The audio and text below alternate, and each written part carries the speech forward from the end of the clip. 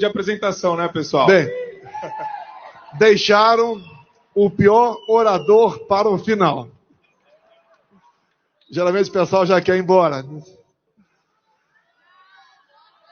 Dizer a vocês da satisfação de estar aqui, do prazer de estar no meio de vocês.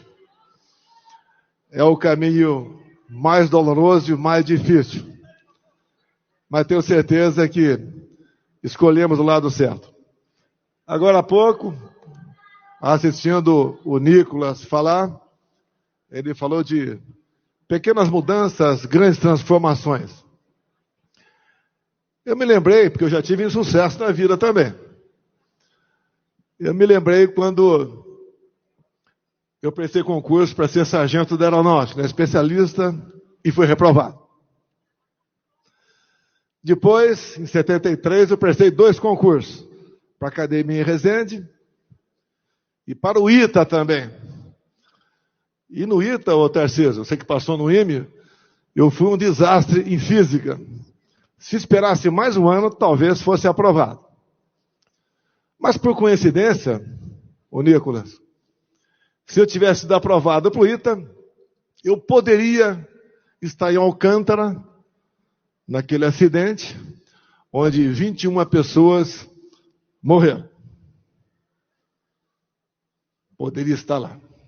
Então, às vezes, um insucesso pode ser que realmente livre de alguma coisa. E a idade é uma grande coisa para nós. Ela nos faz calos, nos faz, às vezes, contar até 3 antes de responder. E nos faz, né, um pouco melhor. Eu passei 7 mandatos no parlamento. Meio mandato de vereador e 15 anos no Exército Brasileiro. E eu resolvi, como o vídeo de agora há pouco, em 2014, para ser preciso, novembro de 2014, dizer que seria candidato a presidente e que chegaria à presidência da República. Quem ia acreditar nisso? A minha esposa falou que eu andava pelo Brasil e ela duvidava. O tempo foi passando. Eu lembro de uma passagem que marcou muito, em Manacapuru, coração do Amazonas. Eu chegando, Tarcísio, no porto, sozinho, umas 200 pessoas lá, e eu pensando, o que eu estou fazendo aqui? E a galera, o que esse maluco está fazendo aqui? Mas começamos a falar em algumas passagens bíblicas, que eu considero a Bíblia como a caixa de ferramenta do ser humano. Começamos a falar a verdade, João 8,32. E uma outra coisa também que nos marcou muito, e durante o mandato, foi outra passagem. Por falta de conhecimento, meu povo pereceu. Quantas gente briga por algo sem saber? Não tendo conhecimento? E depois, vê que está errado. Falei um tempo atrás, né? A Amazônia sempre foi cobiçada antes de 1500. Porra, coisa de maluco, né? Antes de 1500. Na verdade, em 1494, com o Tratado de Tordesilhas, vai deixar para lá.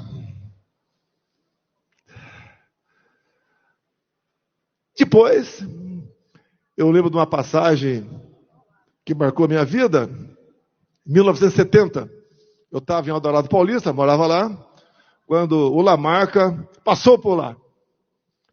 Feriu 6 soldados da então Força Pública, atual PM de São Paulo, e depois, como ele havia aprisionado uma dúzia de praças, que são subtenentes, sargentos, cabos e soldados, o tenente Alberto Mendes Júnior, o Derrite, que você sabe muito bem a história, se ofereceu para que fosse trocado os 12 por ele. E ele, então, fez esse gesto heróico e 1 ou 2 dias depois foi executado pela turma do Lamarca. Mas uma coisa, com toda certeza, o tenente não sabia. Está aqui o Salles também, que conhece bem a história, porque ele já agiu no Vado Ribeira antes de ser deputado federal. Que naquela época imperava ali o mini manual de guerrilha de Marighella, que é o herói da esquerda, e lá está escrito que eles não matavam praças, apenas oficiais. Talvez, se o tenente tivesse sabendo disso, mas é muito difícil julgar por um momento, talvez ele esperasse um pouco mais para negociar a sua troca por aqueles teus colegas. E ali eu conheci o Exército Brasileiro. E ali eu conheci a minha vida. E a gente vai aprendendo. Que coincidência, né? Acho que a Eldorado Paulista hoje deve ter, talvez, 3.000 habitantes na área urbana. Mas é a vida da gente. Entrei no Exército, fiz academia. Teria muito o que falar, obviamente. Depois de 6 mandatos, quis disputar a presidência em 2014. Não foi possível. Paciência. Chega a hora certa. Acabou acontecendo em 2018. Quem eu era? Eu não era ninguém. Não tinha partido. Era um deputado encrenqueiro. Criador de caso. Bem casado, obviamente, né? Ih, cadê?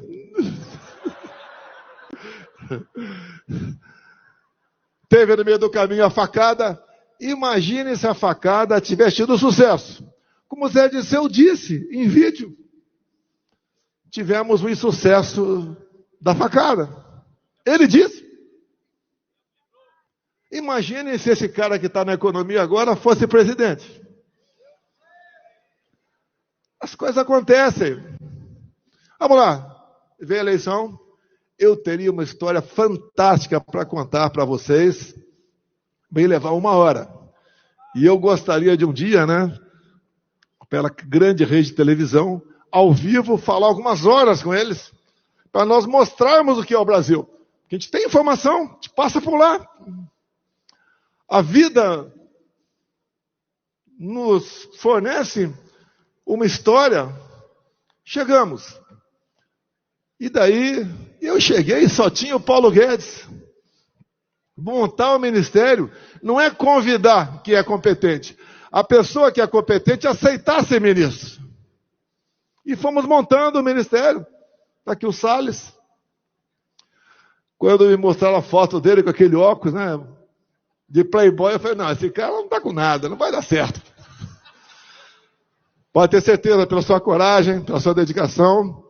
Eu duvido que tenha tido outro ministro do meio ambiente como ele.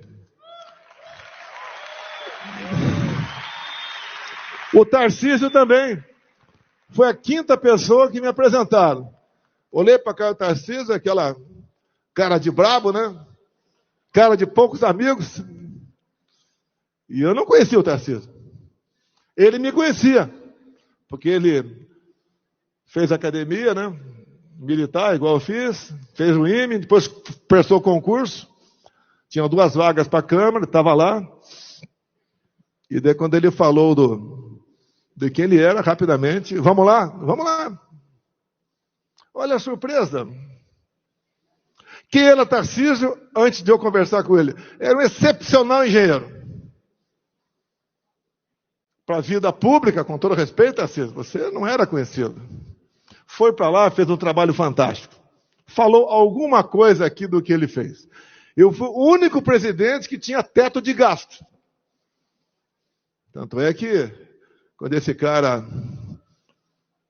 o TSE anunciou o resultado, logo depois já foi uma proposta para lá, né? E acabaram com o teto de gasto. E o Tarcísio, que está aqui, começou a mostrar seu valor. Ele é um terror dos balseiros. Acabamos com muitas balsas pelo Brasil. Principalmente lá lá em Sinop, naquela região, o coração do agro.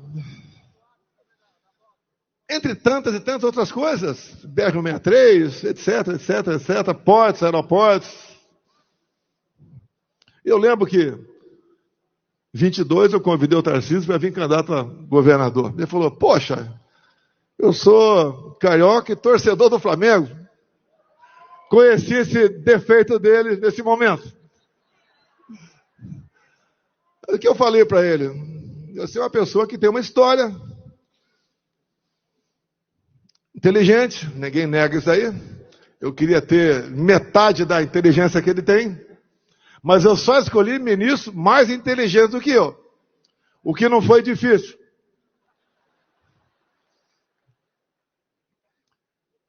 Ele está aí. Eu não posso me alongar muito.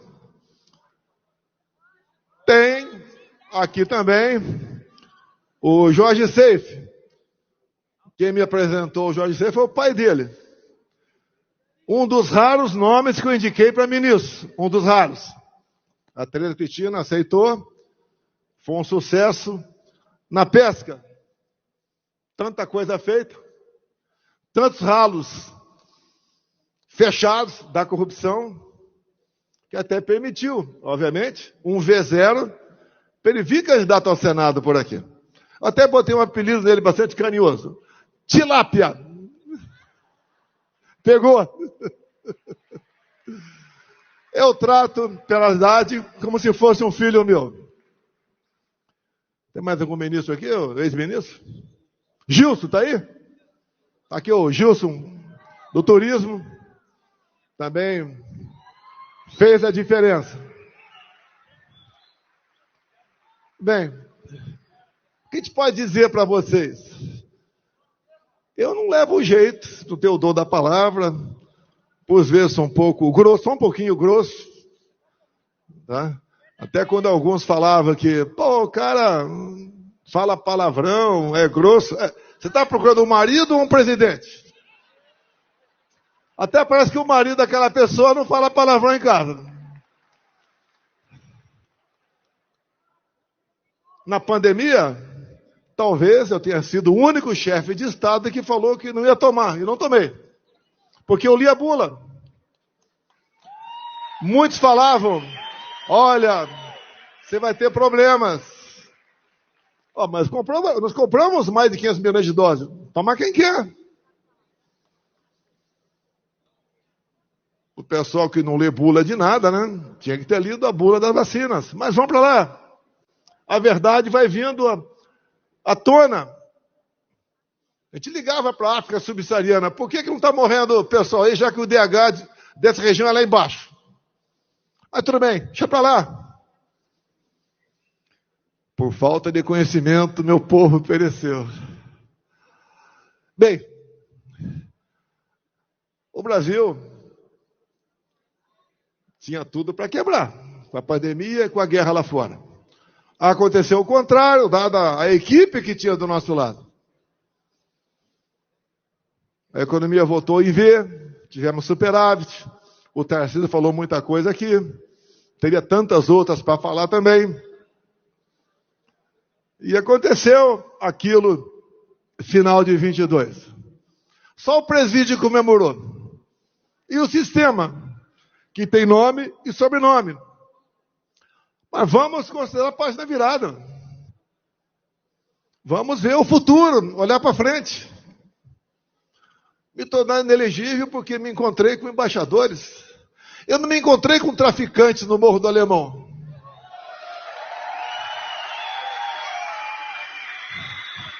A segunda inelegibilidade, porque no 7 de setembro eu botei do meu lado um empresário, que é orgulho do Brasil, é orgulho de Santa Catarina, que usava um paletó verde e amarelo.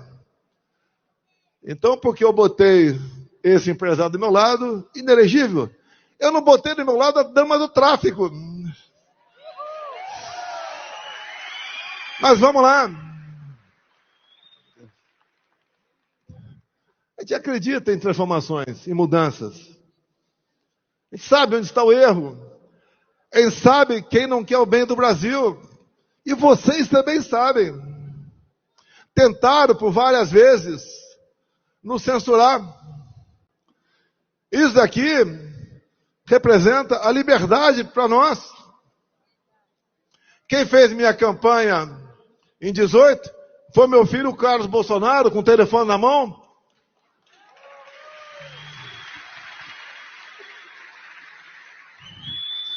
Quantas vezes tentaram aprovar urgência para um projeto de controle da mídia social? Aqui está a nossa liberdade. Aqui está a esperança nossa de mudarmos o Brasil. O blogueiro, aquele que mexe com rede social, tantos outros, se não transmitir a verdade, não mostrar a verdade, ele acaba por si só. E quem age com isenção, com responsabilidade e com a verdade, cresce. Não justifica o que fizeram até agora, mas eu acredito que já chegamos no ponto de inflexão. A gente vai mudar. Mais que esperança, nós devemos fazer a nossa parte. Não é fácil você lutar contra um sistema. Olha só, aqui do lado, mais para cima um pouquinho, São Paulo. Quando nós assumimos, os portos eram de responsabilidade do Tarcísio. Lá dava prejuízo de 500 milhões por ano. 22 passou a dar lucro de 500 milhões. Para onde ia esse 1 bilhão só no Porto de Santos? Itaipu Binacional, nós só conhecíamos essa empresa, que é binacional, por gerar energia. Quando assumimos, vimos muita coisa errada lá. Mas por que era cobiçada Itaipu Binacional? E não é cobiçada. Porque é uma estatal que não é auditada pelo TCU, então você pode meter a mão até o sovaco que não tem problema. Ao longo de 4 anos, além de gerar energia, além de diminuir o valor da tarifa em dólar, fizemos a segunda ponte com o Paraguai, vão de 400 metros, não é uma pinguela. Alongamos em 600 metros o aeroporto de Foz do Iguaçu, asfaltamos a Transboiadeira, atendemos mais de 50 municípios com pequenas obras. O Jorge Seif faltou só um passo para nós começarmos a praticar piscicultura naquele lago, que tínhamos como projeção aumentar em 20% o volume de pescado no Brasil. Esse país ninguém pode passar fome. Tem meios. E assim a gente vai citando cada ministério, como o Rogério Marinho, que levou água para o Nordeste, como a Tereza Cristina, que abriu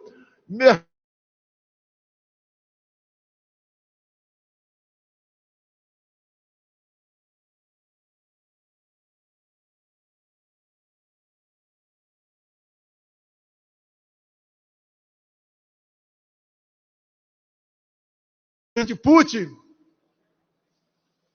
Ia faltar fertilizante para o Brasil. Negociamos diesel. Ele queria comprar ovos da gente. Falei com a Tereza, se abrir o mercado agora, vai o ovo custar de menos de R$1 para R$2 a unidade no Brasil. Espera um pouquinho mais. Apesar de produzirmos, e não é chute, como aquele cara, né? 1.700 ovos por segundo, não é o suficiente para atendermos o mercado lá de fora. Todos tiveram lucro no meu governo, apesar da pandemia, apesar da guerra. A gente lamenta as mortes.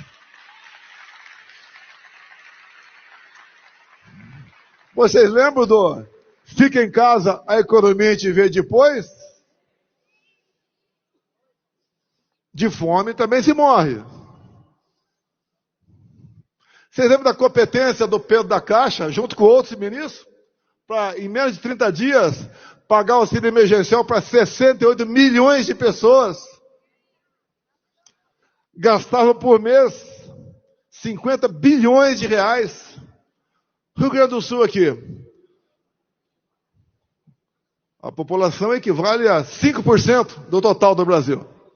Então, se gastássemos, hoje em dia, 5% do que gastamos por ocasião da pandemia, em poucos anos, o Rio Grande do Sul voltaria à normalidade. Mas se faz exatamente o contrário. Eu costumo dizer, né? Aqui eu poderia falar o nome de vocês também, de vários ministros. No atual governo, é difícil quem saiba o nome de 3 ministros. Ou porque não tem competência, ou porque o currículo de malfeitos é muito grande. Como não se sabe uma só proposta positiva do atual governo, só poder pelo poder. É aquela tentativa de vamos ficar o máximo aqui e explorar o máximo. E ouso dizer que a política econômica do atual governo é nota 10 para os propósitos que a esquerda se propõe. Empobrecer a todos e dominá-los. Nós, mais que esperança, eu fico orgulhoso de estar aqui. Imaginem vocês se no dia 30 de dezembro de 22 eu não tivesse saído do Brasil. Com 8 de janeiro acontecendo, onde estaria uma hora dessa? Não sabia o que ia acontecer, mas pressentia que algo de errado estava por vir. Fiquei 3 meses lá fora, fui muito bem tratado por brasileiros, lá nos Estados Unidos, e voltamos para cá com todos os riscos. Acusação de toda ordem. Grande mídia, ao vivo, estou pronto para ser sabatinado por vocês. Vamos falar de baleia, de presente, de vacina, de golpe. Estou à disposição, ao vivo. Com edição, não.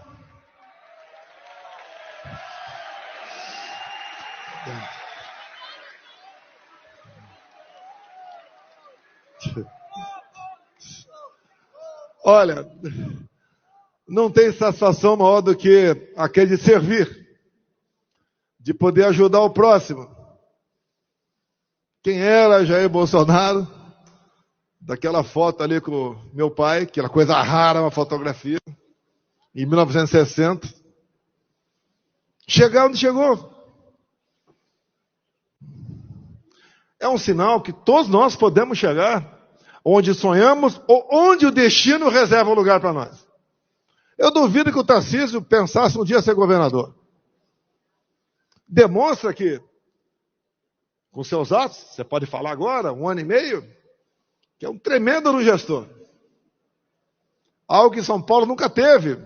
Com todo respeito ao Jorginho, também a dificuldade para se eleger governador.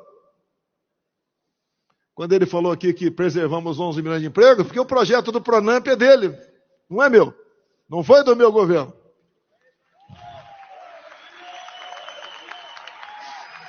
Como, por exemplo, eu vejo vários parlamentares aqui,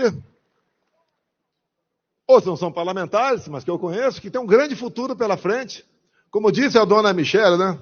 A minha patroa. Nós devemos nos apresentar. Caso contrário, os maus ocupam esse espaço no governo. A nossa carta para a democracia é a Constituição. O que nós já fizemos, a nossa história, é o nosso currículo. Um dia o Tarcísio me autorizará a dizer como eu convenci a ser candidato, porque ele não queria. Tinha propostas para trabalhar em várias empresas por aí, como vários do meu governo estão ganhando 2, 3, 4, 5 milhões por ano. Está pagando uma cota de sacrifício. E isso daí, como é uma pessoa que crê em Deus, eu ouço os áudios da mãe dele que manda para mim, que deve repetir, mandar para ele também, uma pessoa cristã, fervorosa, que tem muita fé. A gente está criando uma gordura para o nosso futuro lá em cima. Então, dizer a vocês, apesar dos problemas, apesar da Polícia Federal ter ido 3 vezes na minha casa, na casa dos meus filhos, hoje, já tenho 300 e poucos processos ainda. Vale a pena. A gente não vai recuar. Todos os dias eu tenho uma praxe na minha vida. Todos os dias. Eu me levanto, vou lá, tomo meu banho, faço o que todos vocês fazem. Boto minha roupa, dobro os joelhos, rezo um Pai Nosso e peço a Deus que meu povo não sinta as dores do comunismo.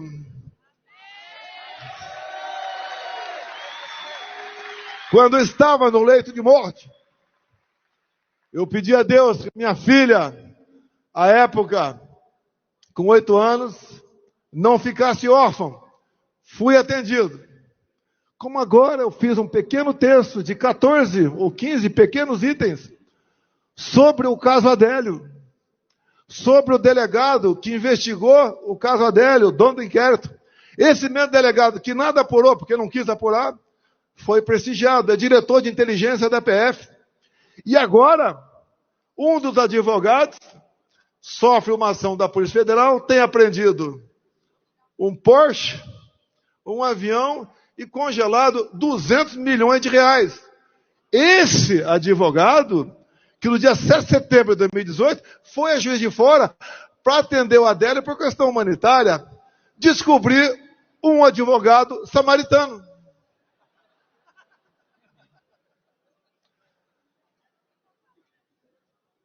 Terminando agora de verdade. Eu digo que Roraima tem uma tabela periódica lá. Além disso, tem o Vale do Rio Cotingo. Não sei se o Tarcísio voou comigo lá. 12 quilômetros por 600 metros de cota. Ali dá para gerar energia para metade do Brasil. Para agregar valor em nossos minérios. Para fazer do Brasil realmente uma terra prometida. Trazer paz, prosperidade, ordem e progresso para todos nós. Onde erramos ao longo de décadas nas escolhas, escolheu o mal, vai pagar o preço. Como gostaria de falar sobre 2014, 2018 e 2022. Vamos aguardar um momento mais oportuno.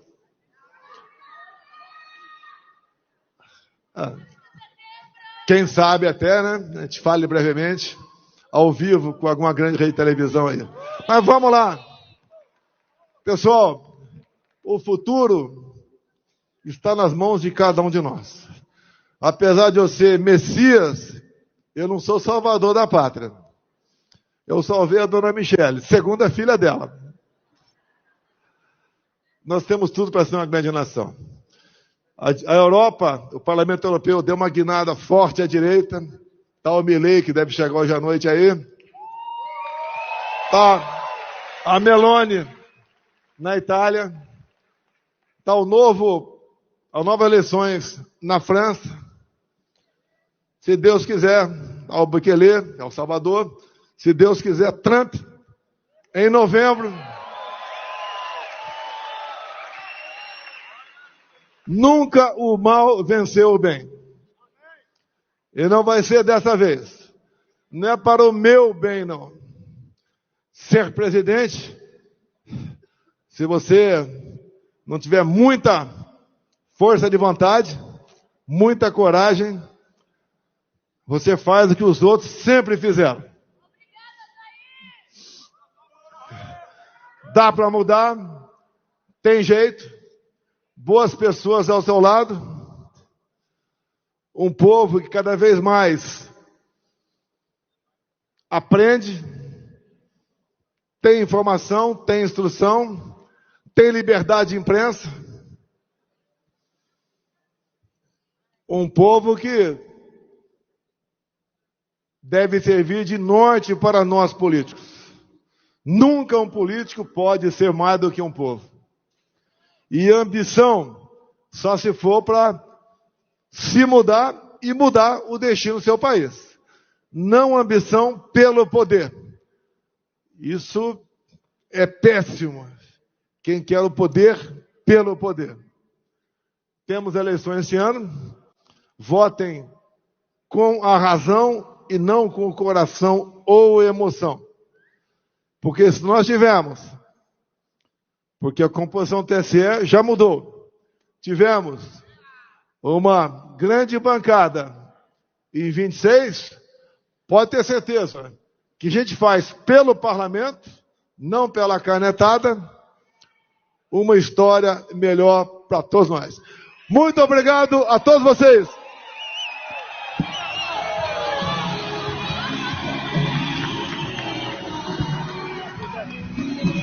Obrigado.